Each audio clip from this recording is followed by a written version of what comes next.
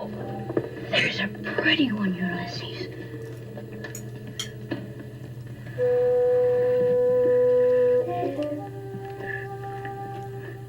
There it is.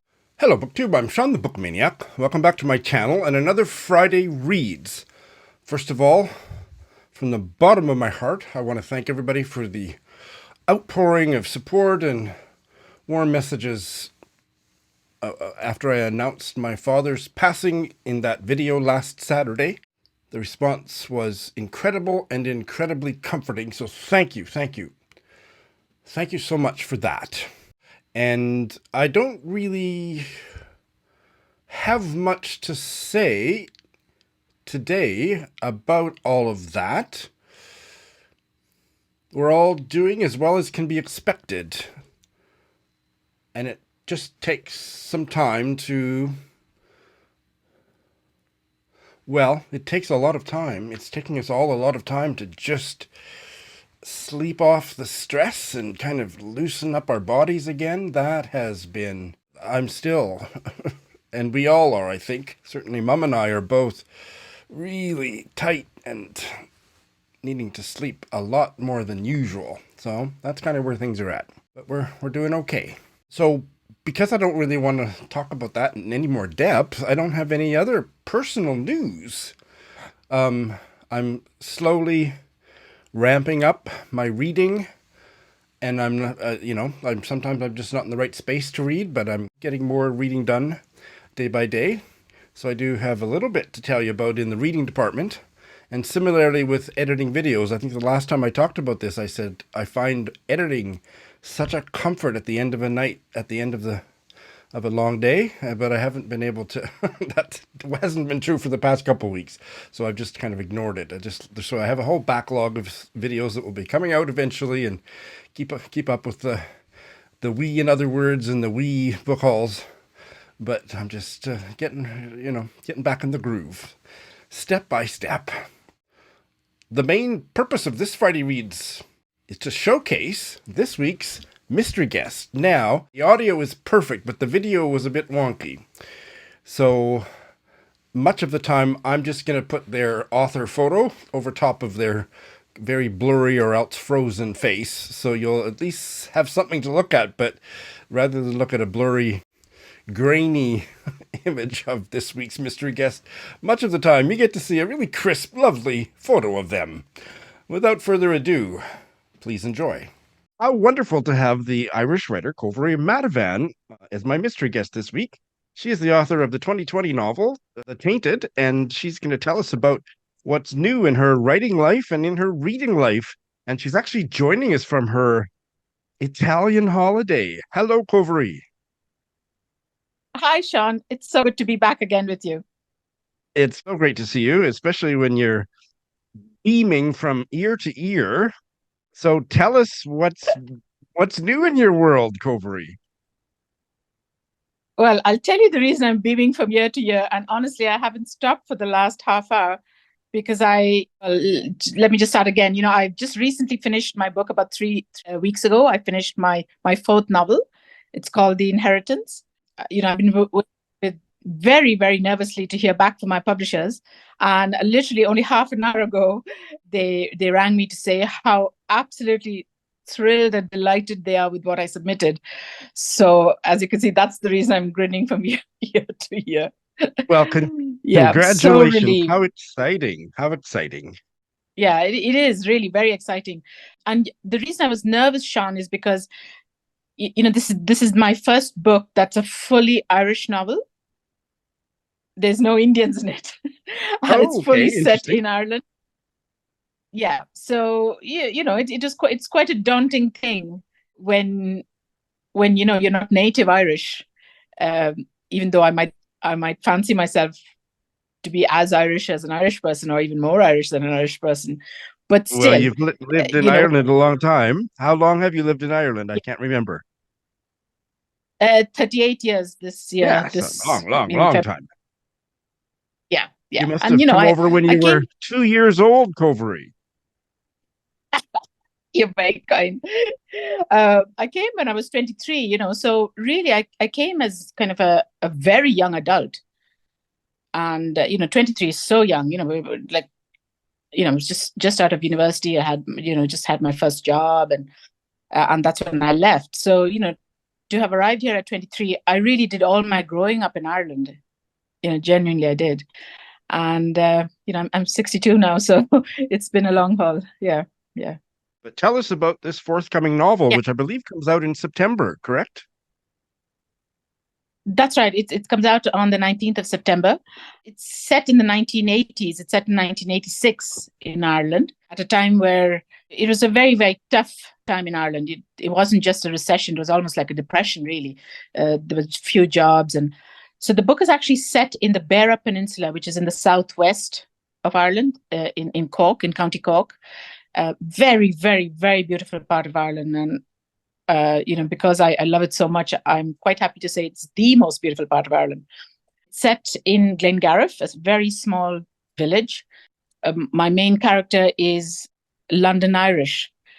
He's a 29-year-old young man who comes from London, having inherited a cottage in the peninsula, in Glengariff.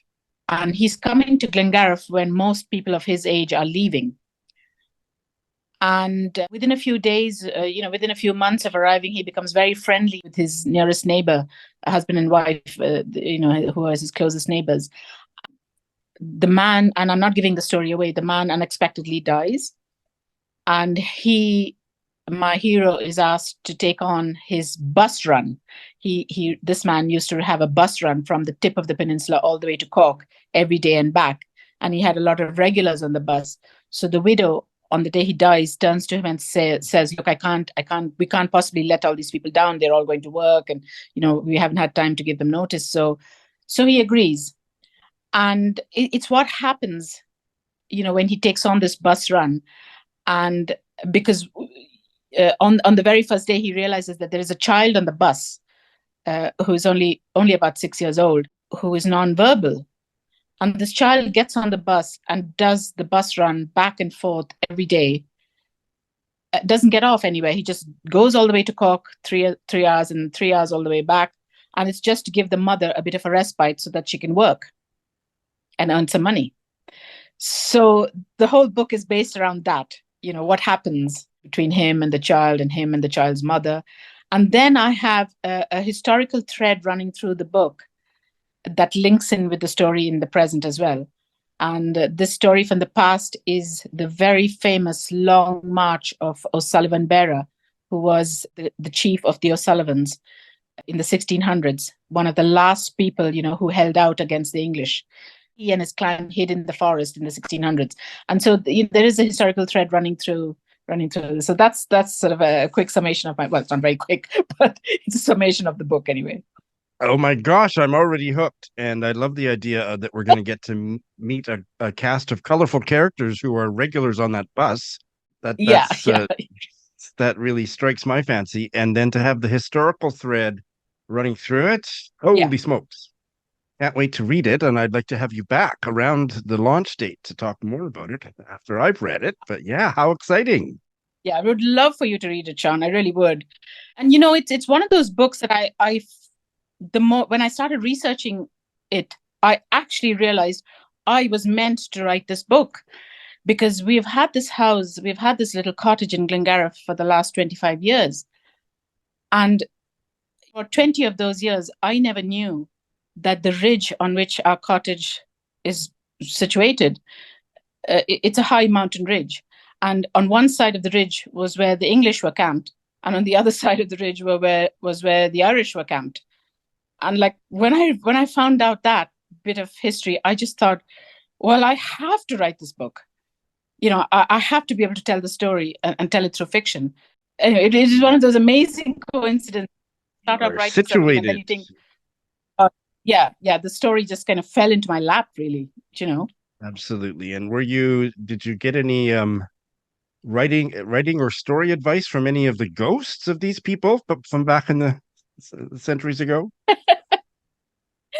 I'm not going to say anything because there is something in it. Okay. Well, we won't go there, but that's great. Well, congratulations. I know. Yes. I know how hard you've worked. on this. I didn't know at all. I was just thinking along those lines. Ghosts, yeah. Yeah. I know you've worked very hard on Yeah. this Well, I mean, fourth novel, and I'm very excited for it to come out. So congratulations. yeah. Yeah. Thank you, Sean. Thank you. You know, the Beara Peninsula, it's so, so very beautiful. It only has the remains of what used to be a vast, vast rainforest, Atlantic rainforest. And very few patches of it are left. But in the 1600s, it was dense, it was very thick. A whole clan of 3,000 or 4,000 people hid in a forest undetected. So you can imagine how thick the forest was. I mean, actually, you must actually have a look at this book. It's called The Irish Atlantic Rainforest. It's a story of one man who very successfully has rewilded his land, and his name is Owen Daltun. And I actually used his book a lot for my research. Okay. Oh, very interesting. That sounds great. Yeah. Yeah. Well, my appetite is whetted. Thank you. Let's move on to Covery the Reader. What have you been reading recently, Covery? Anything good? Yeah, so I actually stopped halfway through towards the very end of my, very end of writing my manuscript. I actually stopped, for 2 days, and I read Rónán Hession's Ghost Mountain, which I absolutely loved. Yes, I hearing rave reviews here, there, and everywhere. I can imagine how hard it is. I mean, to follow the books that he's written, it's hard. It's hard, when the expectations are so high.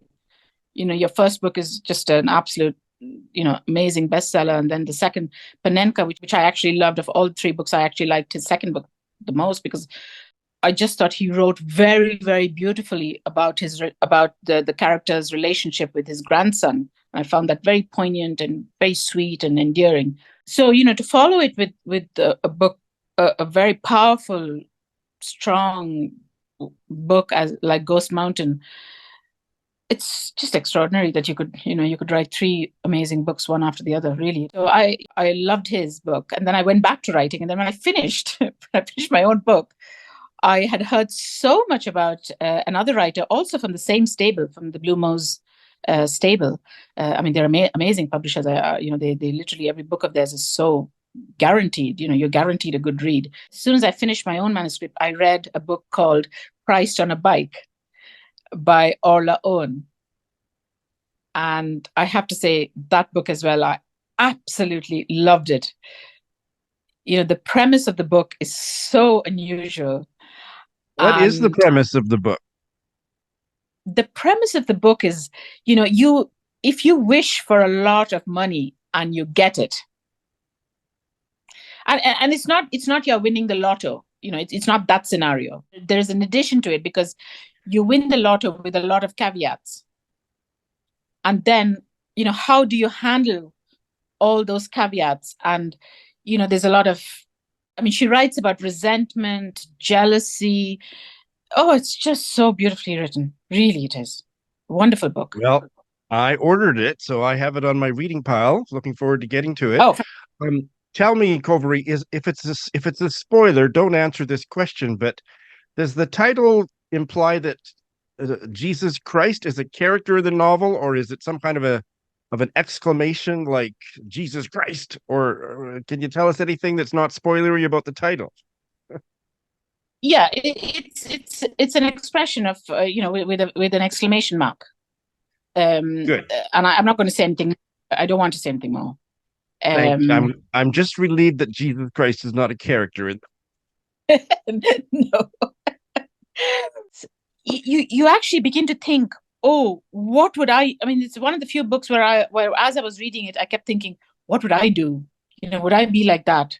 Or would I be like this? Would I be jealous? Would I be resentful? Would I share? Would I not share? I mean, it really makes you think. No, it sounds like a very interesting premise. I love reading a book that I have here, but I'll show it to you anyway. It's called Museum of Failures by an Indian lady called Thriti Umrigar. The Museum of Failures. Okay. And yeah, She's an extremely well known writer in Indian circles anyway, and I know she's well known in the literary circles in the US. This book is set in Bombay, and I'm halfway through it, and because I grew up in Bombay, I know it quite well. It's transported me straight back, and I'm looking forward now to finishing this book during Great. this holiday. I'm familiar with her name, but I didn't know that she had a new novel out. I guess it was published last September. The publication date in the UK was only a few days ago. Oh, I see. Oh, okay. Yeah. Right. One other book that I read, it's a collection of poetry that I've been reading, dipping in and out of it in the last 1 week, and it's called Egg Shell by Victoria Knefik. And it's such a beautiful, some of it is quite sad, very heartfelt. She's writing from her own, experience of miscarriage. She also lost a spouse who, how would I put it? I mean, she lost a spouse not through death or divorce. Well, eventually through divorce, but he came out as trans, and she writes about that whole experience of loss, of losing somebody without them actually being dead. So it was very poignant, and I actually attended her launch yesterday. It was a Zoom launch, Right. and she read so beautifully. I mean, she had a good few people with tears in their eyes. It was it's a very lovely collection of poems. How interesting. I had not heard of it. It's going to be coming out in North America in April, but that sounds very interesting as well. Well, you're reading a bunch of good stuff, Covery. Would you like to tell us a little bit about your current trip to Italy? Well, we are here on a ski holiday, but I'm unfortunately, I won't say unfortunately, I'll just confess, I am a failed skier. I have such a fear of falling. So a few years ago, my son actually said to me, "Mom, why do you work yourself up into such a state before every ski holiday? And you arrive on the first day with palpitations, and you're nervous and you're practically in tears. So why don't you just say I don't want to ski?" So I just looked at him and I said, "You know what? Sometimes out of the mouth of babes." Now he's 30, he's 31, he's not a babe. But I just took his advice, and I just decided from that year on I wasn't going to ski anymore. And so I'm here in the hotel just enjoying the spa and having a couple of massages and reading and just going for walks. And that sounds without wonderful, and curled up with a few good books. That's right. So, Covery, thanks for telling us about it. I'm so excited about your next book coming out in September, and thank you for being a guest on my channel yet again. How wonderful. Thanks, Sean. Thank you so much. I'm very excited about the new novel. I think she's going to send me a proof. And just today, I think, on Twitter, yes, it is called Twitter in my universe. It will never be called anything else other than Twitter. Covery has announced a giveaway of 5 signed copies of her last novel, The Tainted. So all you have to do is you have to be on Twitter, I think. I don't think there's any way around that. And retweet that tweet. So I'll put a link to that tweet in the show notes. I did clarify just now with her personally that it is available worldwide, this signed giveaway. So go check that out if you'd like. I've already entered, even though I have my own copy.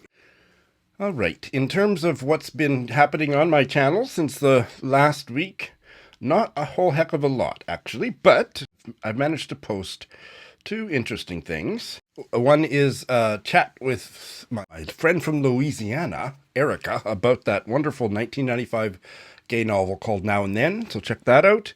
And just last night, the episode of the podcast, the Book Club Review podcast, came out, and that's the one where I, along with the show host, Kate, and Japanese translator, Yuki, talked about the Japanese novel Mild Vertigo by Miyako Kanai, translated from the Japanese by Polly Barton. So that lengthy, fun chat is now on my channel as well. And if you don't already subscribe to the Book Club Review podcast, those links will be in the show notes as well.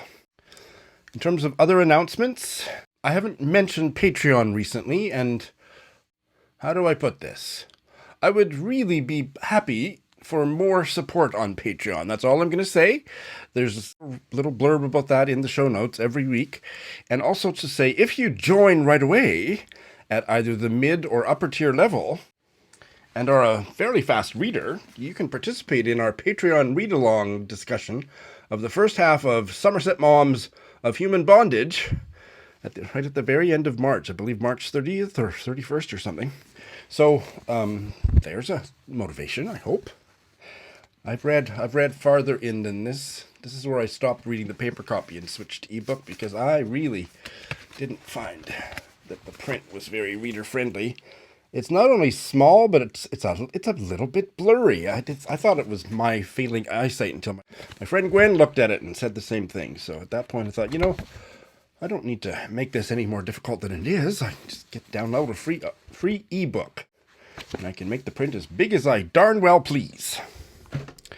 Really enjoying the novel. Looking forward to the discussion on the first half at the end of this month, and the second half about 6 weeks later. All right, so I don't have a whole lot to tell you. I have finished one book, and it was very interesting. I wouldn't say it was excellent, but it was close to being excellent. It was very good. And that is arguably David Carpenter's debut work of fiction, although he did have 2 books come out the same year, so I'm not sure which came first. But this is 2 novellas in 1 volume called Jokes for the Apocalypse, published in 1985. And I now have finally asked my dear friend and cousin, distant cousin, my father's first cousin, my first cousin once removed, Mary Jean, who lives in farther west here in Canada, if I could mention her name. I have been kind of being coy because I keep forgetting to ask her. So she said, yes, of course. So she's the person I've been reading to every night for several months. I don't even remember when we got started, but it was maybe last fall on Facebook Messenger. Very similar to what I did with Lindy when she had her concussion. Mary Jean when we got started was waiting for surgery. What do you call it? Not glaucoma, but whatever that other surgery, routine surgery on your eyes is. And so she wasn't really seeing very well. So I was reading, and I think maybe that's all fixed now. But anyway, I'm still reading to her because we're having such a good time with it. Now, reading through the collected works, maybe the complete works of David Carpenter to her, although I have read other stuff to her as well. So I read Jokes for the Apocalypse to Mary Jean, and we just finished last night. So there's 2 novellas in here. I'm not going to say too much because I'm going to have I'm planning to have a full interview with Dave about this work. But there are 2 novellas, Loose and the title one, Jokes for the Apocalypse. Each were about 90 pages or 80 to 90 pages, and they were both good. I would say I loved the first one and had a more complicated relationship with the second one, but loved things about it. The first one is a kind of a childhood coming-of-age story that's set at a lake, and the story is tied to an old indigenous myth, the Wendigo, in a way that I thought was respectable, but definitely from the perspective of a lot of settler characters, but also one important indigenous character. Jokes for the Apocalypse was from the perspective of an alcoholic, straight, white guy. And he wasn't that likable until you got to know him better. And then some readers, Mary Jean and I included, were won over by the more we learned about him further on in the novel. And that's all I'll say about that. But very much worth your time. Although I'm not sure... And I think this might be true for many writers. Maybe starting with his debut in this case would not be the place to start, because if you don't like this, you might not. Like, I've read a lot of his nonfiction from later that was much stronger than this, but this was still very enjoyable. So that's basically it. And so we've now decided to take another break from the collected works of David Carpenter. And I made Mary Jean watch the section of my recent book haul video, where I previewed this. So we're going to start with Volume 1 of the Unselected Journals of Emma M. Lyon, Volume 1 by Beth Brower. I'll put a link to that because I won't spend a lot of time here talking about it. It's historical. It's a historical novel, comic novel, I think, very much comic, in the form of diary entries. And this one starts in 1883. And there's I think 10 or 12 volumes of these short little works of historical fiction published by a writer who is American that, as far as I know, has no ties to the UK. But the story is very much set in London and environs. And I read the first page on that book haul video and almost peed my pants laughing. So I hope that I continue to pee my pants through all 83 pages or whatever it is. Stay tuned. All right, guys. Once again, thanks for all your support. I'm really happy to be getting back to regularly scheduled programming. Bear with me. It'll probably take me a few more weeks to get up to speed, whatever. I'm not sure speed is the relevant thing, but you know what I mean. And in the meantime, I hope you're all reading some good stuff. Thanks for watching.